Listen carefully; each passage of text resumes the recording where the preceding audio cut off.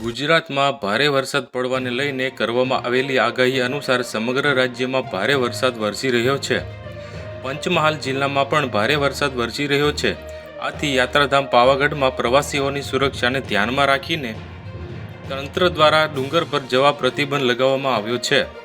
ભારે વરસાદ પડવાને લીધે ડુંગરની સીડીઓ પરથી પાણી વહી રહ્યા છે। સુપ્રસિદ્ધ યાત્રાધામ અને શક્તિપીઠ ગણાતા પાવાગઢને લઈને તંત્ર દ્વારા મહત્વપૂર્ણ નિર્ણય લેવામાં આવ્યા છે। પાવાગઢમાં દૈનિક હજારો ભાવિકો દર્શનાર્થે આવતા હોય છે અને આથી કોઈ દુર્ઘટના ન સર્જાય તે માટે પોલીસ દ્વારા આ નિર્ણય લેવામાં આવ્યો છે। પાવાગઢ પર પગથિયા ચડવા ઘણા જ કઠિન છે અને વરસાદ દરમિયાન આ પગથિયાઓ પરથી ધોધમાર પાણી વહી રહ્યું છે। આથી આ દરમિયાન કોઈ દુર્ઘટના ન સર્જાય તે માટે પોલીસ તંત્ર દ્વારા દર્શન પર પ્રતિબંધ લગાડી દેવામાં આવ્યો છે। આ સાથે ગુજરાતના અનેક જિલ્લાઓમાં વરસાદ પડી રહ્યો છે। વડોદરામાં ભારે વરસાદને લીધે વિશ્વામિત્રી નદી બે કાંઠે વહેતી થઈ છે। જો અમારા વિડીયો તમને પસંદ આવતા હોય તો લાઈક કરો, શેર કરો અને સબસ્ક્રાઈબ કરવાનું ભૂલતા નહીં।